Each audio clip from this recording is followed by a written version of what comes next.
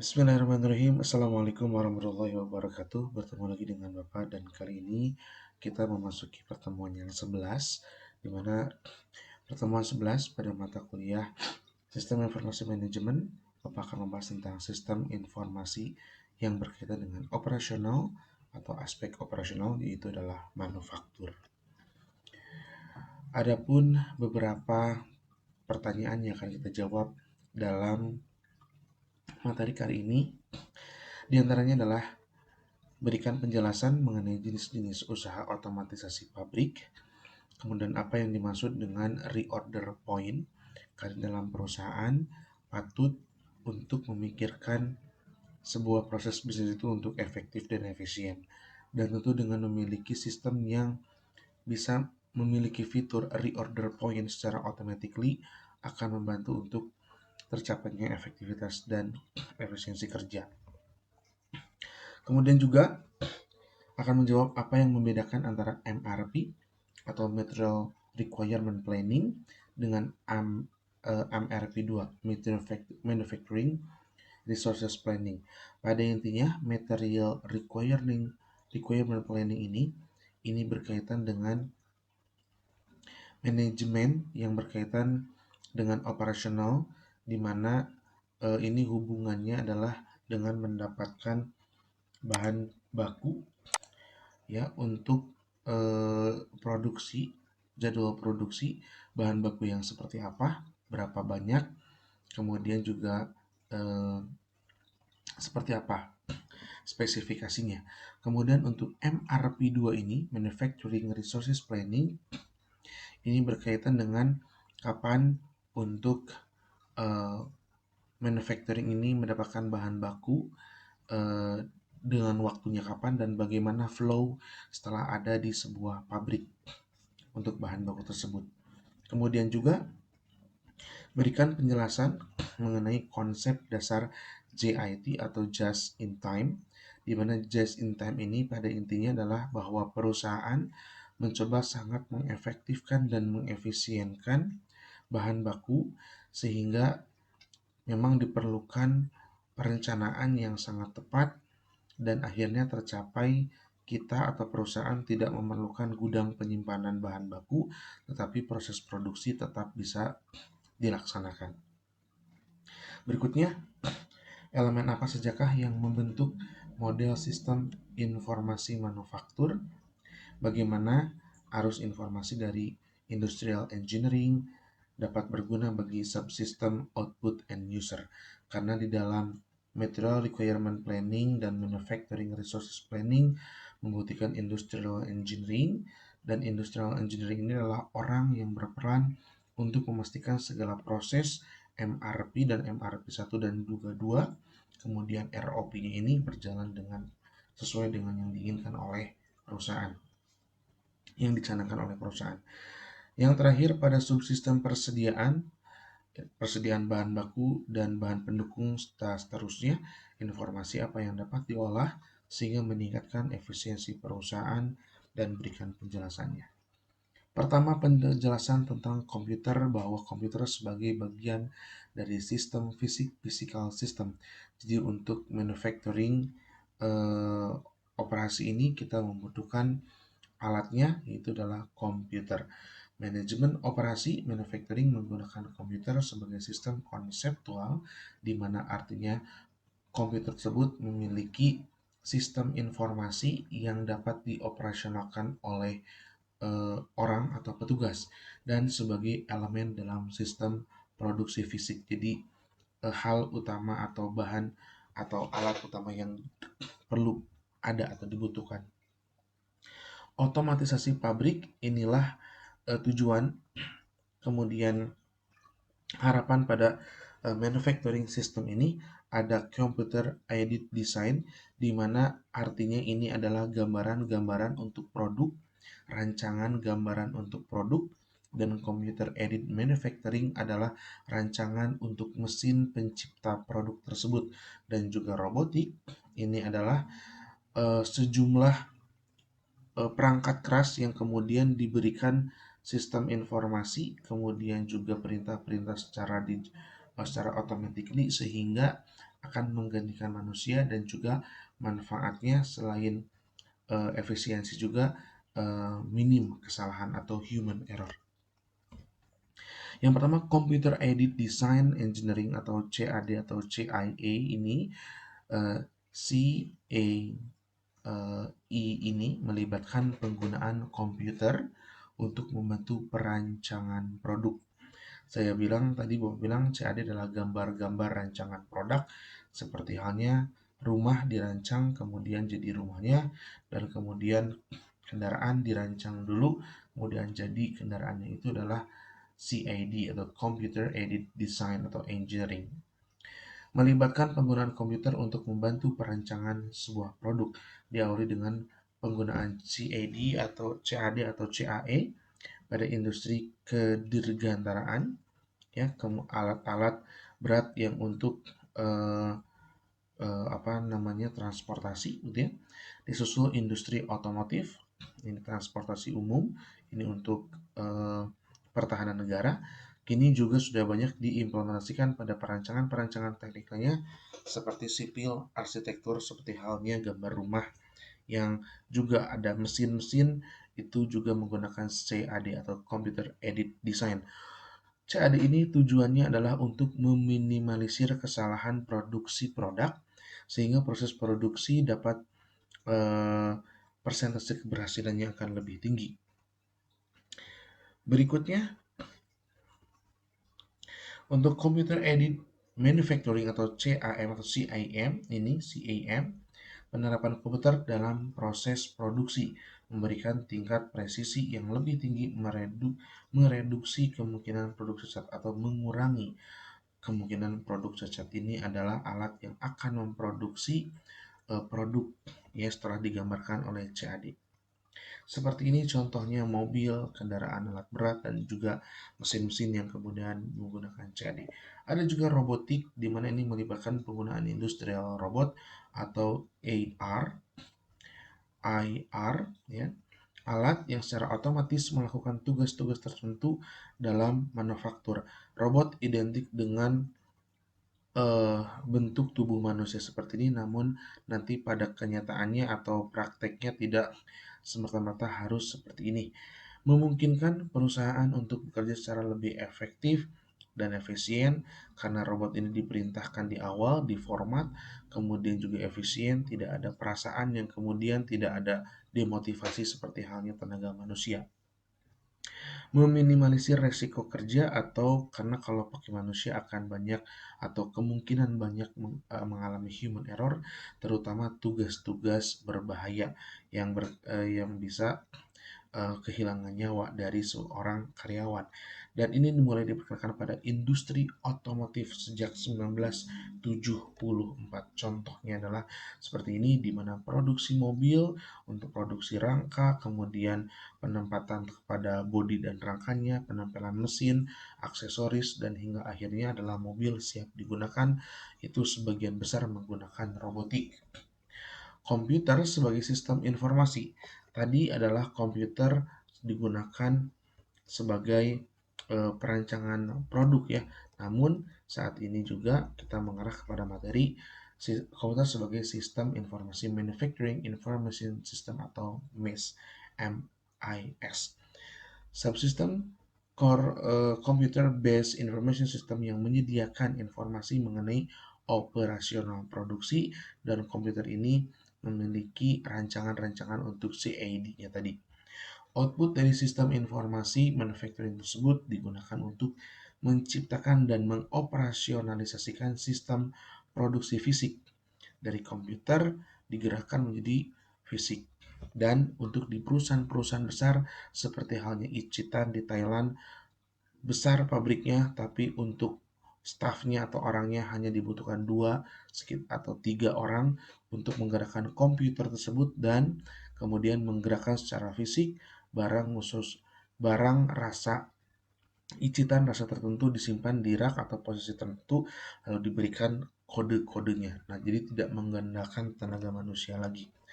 Kemudian juga beberapa pendekatan dalam mengelola proses manufacturing adalah, pertama, kita harus MIS ini harus memiliki fitur atau fungsi titik pemesanan kembali atau reorder point ROP gitu ya.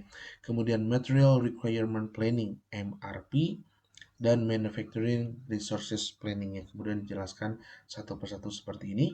Reorder point, titik pemesanan kembali. Hal ini ditujukan untuk perusahaan sehingga terjadinya efektif dan efisien, sehingga produksi bisa terus berjalan dan bisa maksimal dengan sumber daya yang ada.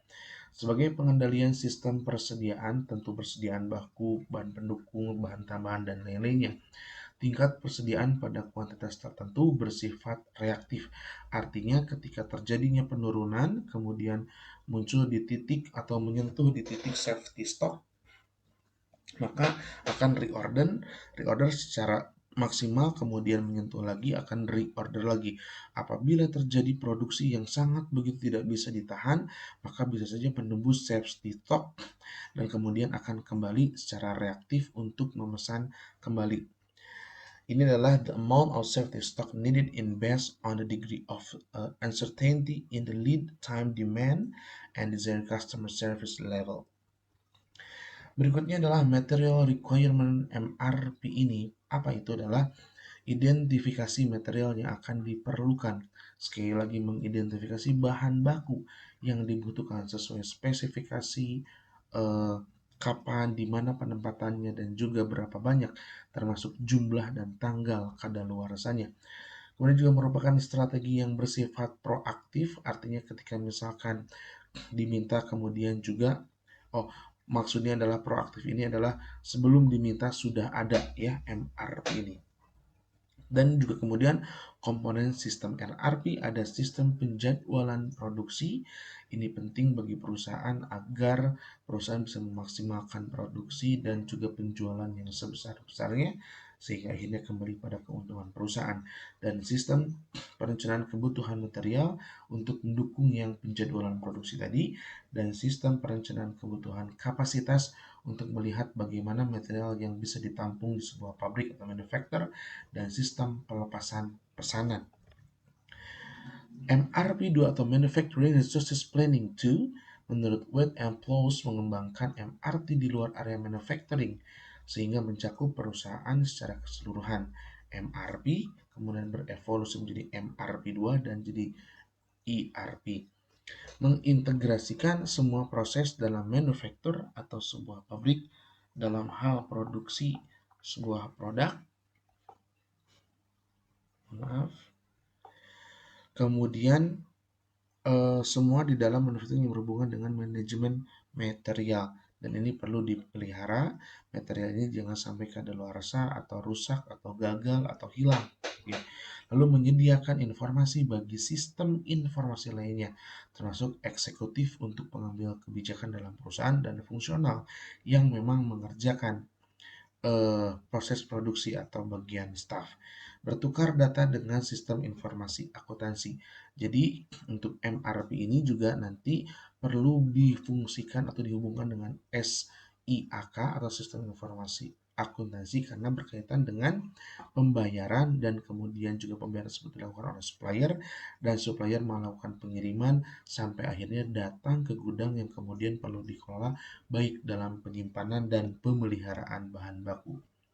Berikutnya adalah just in time, dan adapun di sini pendekatannya pertama di mana menjaga arus material atau arus bahan baku melalui pabrik hingga level minimum dengan menjadwalkan material agar tiba di stasiun kerja secara tepat waktu tanpa bahan baku yang rusak.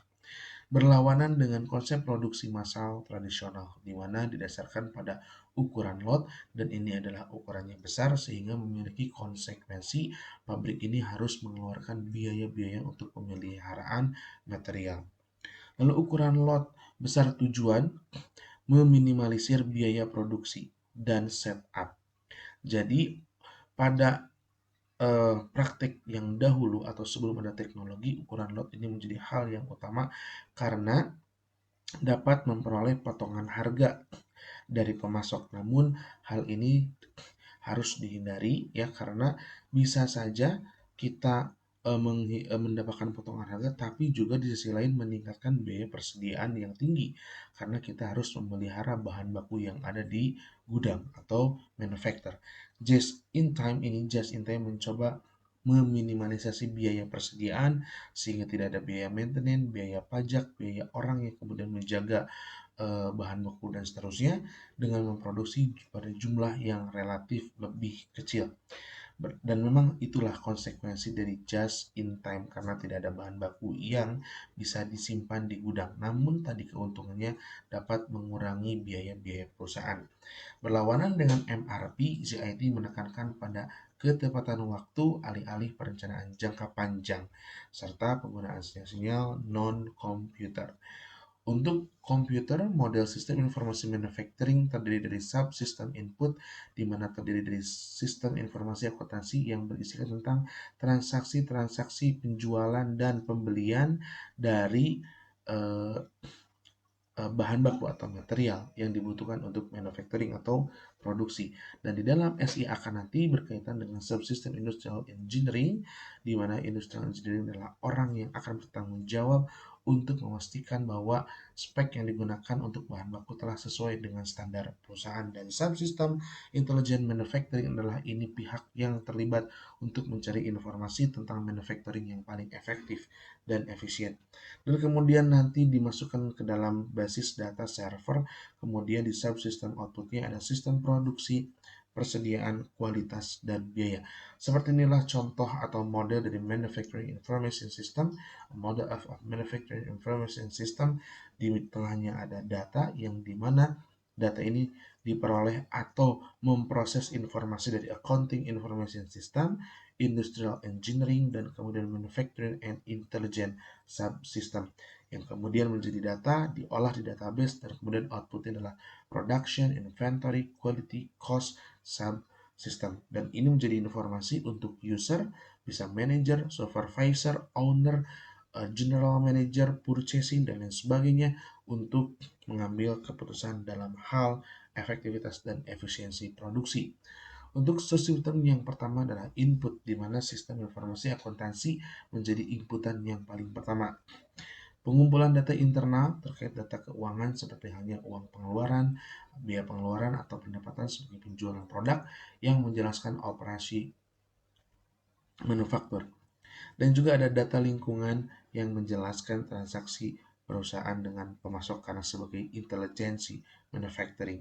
Kemudian subsistem intelijensi manufacturing, pengumpulan data dari lingkungan dan juga informasi pekerjaan ya untuk formal dan informal dan juga termasuk informasi pemasok. Kemudian subsistem industrial engineering ini adalah orang yang berperan untuk memastikan bahwa bahan baku yang digunakan sudah tepat dengan flow yang tepat dengan maintenance yang tepat di gudang. Pengumpulan data internal khusus terkait riset dan pengembangan proses produksi bisa dilakukan secara internal dan juga eksternal, menciptakan metode-metode atau langkah-langkah cara-cara baru, khususnya dalam proses manufacturing sehingga tujuannya untuk efektif dan efisien perusahaan. Dan juga pengaturan standar produksi di mana penerapan manajemen by exception di area manufacturing sehingga meminimalisir produk-produk gagal. Untuk sistem output terdiri dari produksi, di mana ada informasi mengenai pengelolaan produksi harian, siapa yang bertugas, bahan bakunya apa, berapa banyak yang diproduksi dalam waktu harian, dan juga keputusan pembangunan fasilitas produksi tambahan atau baru untuk mengefektifkan dalam hal manufacturing atau produksi di sebuah pabrik. Kemudian juga ada sisi kualitas, di mana pengendalian mutu atau quality control UC ini perlu dilakukan pada setiap langkah proses pengujian karena bisa jadi ada produk yang gagal. Dan dengan adanya quality control ini menghindari kegagalan yang kemudian terjadi pada produk dan produk itu sampai kepada pelanggan. Kemudian mengacu pada standar baku ada ISO, ada SNI dan lain-lain, minimal adalah SOP perusahaan. Dan juga nanti akhirnya subsystem quality ini harus juga adanya fitur total quality management, bagaimana secara keseluruhan kualitas dalam manajemen di manufacturing. Kemudian berikutnya adalah sistem persediaan, di mana akan ada informasi-informasi tentang ketersediaan bahan baku dan seterusnya, menentukan tiap persediaan melalui MRP itu dan just in time, dan juga menentukan reorder purchase. Kemudian dalam di persediaan ada economic order quantity, di mana ini perlu untuk dilakukan sehingga dapat menyeimbangkan biaya pemeliharaan, maintenance dari bahan baku yang ada di pabrik dan pemeliharaan, serta identifikasi biaya kombinasi minimum. Dan setelah ini adanya evaluasi, kemudian terjadilah halnya efisiensi. Kemudian EOQ ini digunakan untuk pemesanan refiling persediaan dari pemasok. Economy Manufacturing Quantity atau EMQ disebut juga sebagai ukuran lot ekonomis ya secara tradisional dan juga menyeimbangkan biaya penyimpanan persediaan sehingga efektif, tidak ada terlalu biaya yang begitu mahal untuk keluar dan juga dengan biaya efisiensi produksi. EMQ ini digunakan untuk pemesanan refiling persediaan dari fungsi manufaktur perusahaan. Demikian materi untuk sistem informasi manajemen pada aspek manufacturing atau operasional. Silakan untuk disimak, dan untuk tugas terdiri dari sistem informasi di keuangan, SDM, operasional, dan juga pemasaran. Jadi tetap diikuti ya video materinya. Demikian materi hari ini untuk sistem informasi manufaktur, dan kita akan kembali pada materi-materi setelah ini pada berikutnya. Hingga akhirnya nanti tugas akhir saudara diminta untuk membuat mapping kemudian juga ERP entity yang terlibat dalam tugas akhir sistem informasi manajemen. Demikian bertutup dengan alhamdulillah. Salam sejahtera untuk kita semua. Assalamualaikum warahmatullahi wabarakatuh.